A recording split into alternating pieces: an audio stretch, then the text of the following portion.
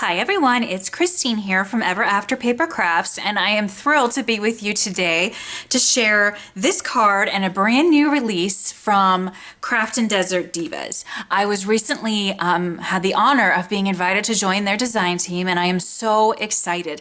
And over the next several days, I'll be showing cards that are used with all the new stamp sets that are coming out and will be available at the end of the week, all over the weekend. So this is the first stamp set that we are debuting, and this one is called Monster Carnival. How absolutely adorable are these little guys? I just absolutely love them.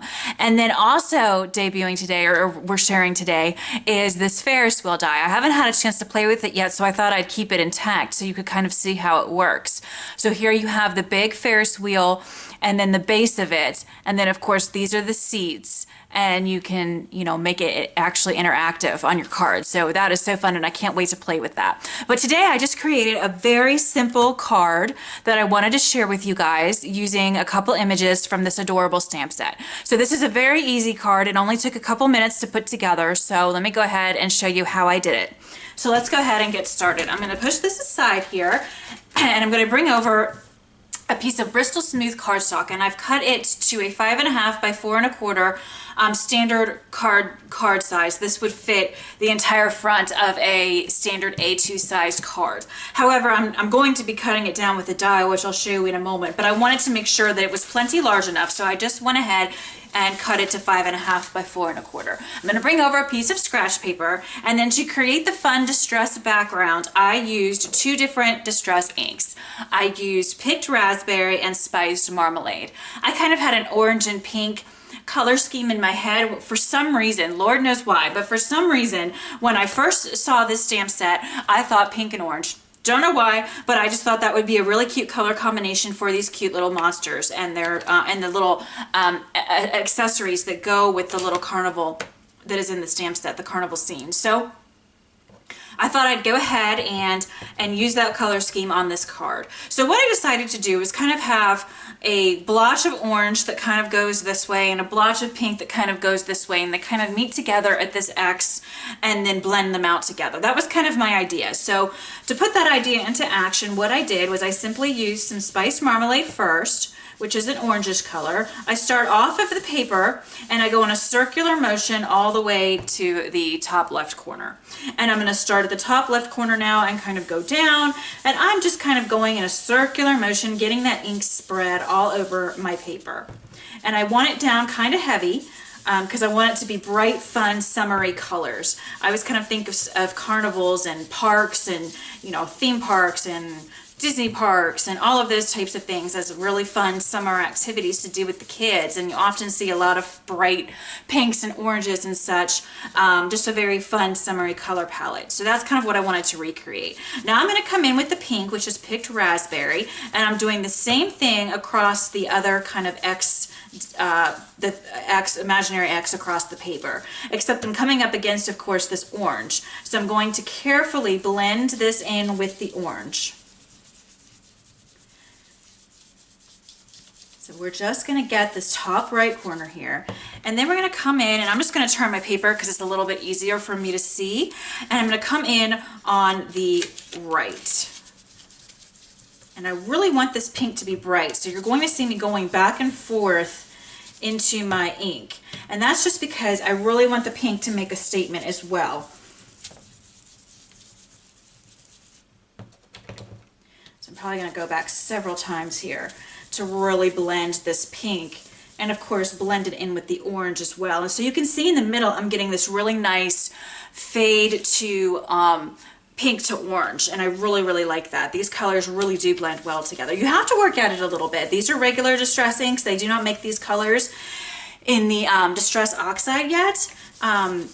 But the distress inks work perfectly fine. They just are, you just have to work at it just a little bit harder than you would have to with the distress oxides. But that's okay. You still get a beautiful effect. So I'm going to come back here to the other side and blend this pink in again, just a little bit more. All right, and now we're just going to carefully just put a little bit more orange in, just sort of blend everything together for our final step here. So I'm just going across the orange colors again and making sure that it looks really, really pretty. I need a little bit more pink at the top here. There you have it. Okay, so this is kind of what it looks like. It's just sort of a blended mush of orange and pink, but it's going to look really pretty, especially when we finalize it with our water droplets. So the next step is I'm going to take my Distress sprayer and I'm going to spray it down onto my paper. And I'm going to just kind of pull the little trigger of this about 3/4 of the way down, and it's going to put these droplets on my paper. And I'll tell you, I like that look a lot. And also, it's going to fix a little boo-boo that I made. You may have noticed up here, there was kind of an orange splotch. And that was because when I put the blender down, I neglected to start off the paper first. And with the Distress Oxides, one of the great features about those is that it doesn't really matter if you do that, because the oxides blend like butter and are so easy to work with. The Distress inks are wonderful and easy to work with too. But sometimes you do get those splotchy circles.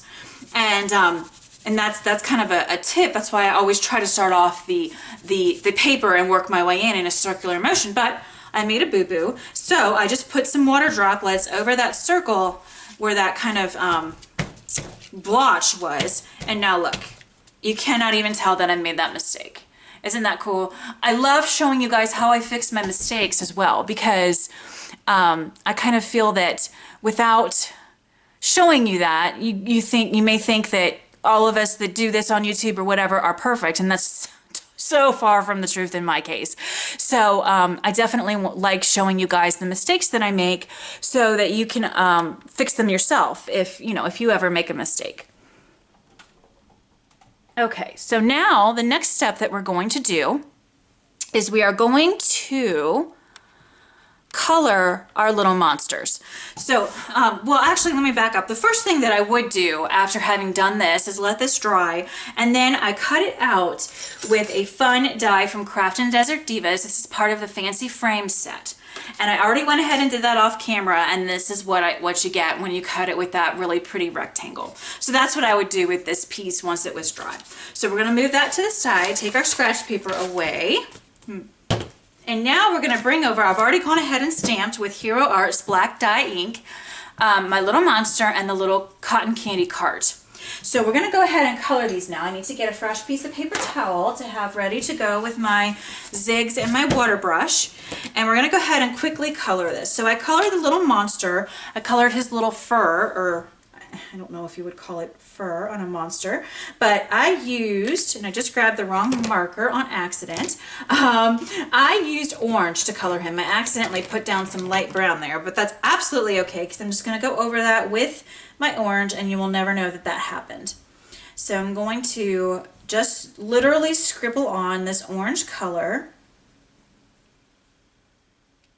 and use my water brush now to do the work of pulling this color out and filling up all that white space. I'm not worried about going outside the lines here because I'm going to be cutting this image out. So I'm not super focused on that. But of course, I've done lots of videos of real-time coloring where I've showed you how to fix boo-boos if you do go outside the lines and you don't want to. It's really easy to do. All you would do is scribble off any color that's on your water brush, so you now have a clean water brush where no color is going to come off, and then you just wet it with the clean water and push the color back in. Sometimes you'll need to dab it with a paper towel, but that's how you fix it if you go outside of the lines. But again, I'm not worried about that here. I next use light pink for his tummy. So I'm going to put some light pink, scribble that down, and use my water brush to pull that color in. All right, and now we're going to do just a little bit of orange on his ear. Pull that color down, and then a little bit of pink for the inside of his ears, and pull that color out. All right, so now we're going to do some coloring on his little arms, and I kind of alternated orange and pink for his arms. So I did the orange first. I'm going to pull that out, and now I'm going to do the pink, and again it's light pink color that I'm using, and pull that out. Same with his legs. I'm going to use orange and pink, again alternating for his little legs here. And we will pull this color out.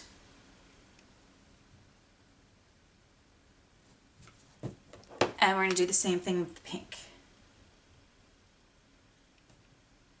And I am doing this super quick, not worrying about staying in the lines or anything like that, just so you get just a little idea of how I color with my zigs. All right, so now we're going to do this little arm over here and his hand with some orange. This hand's kind of tucked inward, so you don't have all the different colors on that particular arm. And then I'm going to do his cotton candy with the light pink as well and pull all that color in. There we have it. And then I'm just going to use a brown color for his for the little stick that he's holding the cotton candy with. So I just use some light brown there, and let's see, I guess that's it on the monster. So then I'm going to take my jelly roll. This is the Sakura jelly roll pen in black, and this I like to use